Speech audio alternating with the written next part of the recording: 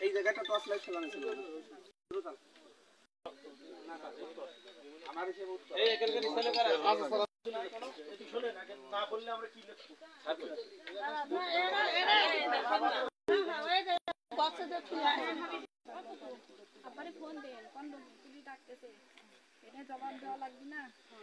পড়েছে এখন ভাত বলে খাইছে খেয়ে দে দিঘিতে যাচ্ছিল আমার ভাই ওই বাজার উপর আড়ত চাষ করে হ্যাঁ মাছের আড়ত আছে আর ওই যে ওইখানে কেশবপুর ভিতরে দিঘি আছে ওই দিঘিতে যাচ্ছিল দিঘিতে মোটরসাইকেলে যাচ্ছিল মোটরসাইকেল জাতি এই জায়গা থেকে ওরা ধরেছে আপনার নাম ঠিকানা থাকে বলেন আমার নাম মুসমাত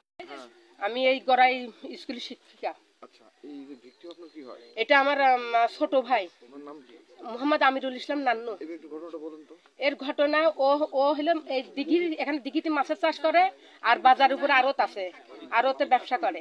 তারপর এখানে এই যে লোকগুলো এই লোকগুলো ওর মানে ওর অপরাধ দিয়ে ও ছোটকাল থেকে ও কোনো অন্যায় যে কোনো একটা সালিসি হলে সেই জন্য ওর ডাকে যে ও হলো এটা মানে ন্যায় অন্যায় বিচার করে এই ন্যায় অন্যায় বিচার করে এটাই হলো শত্রু শত্রু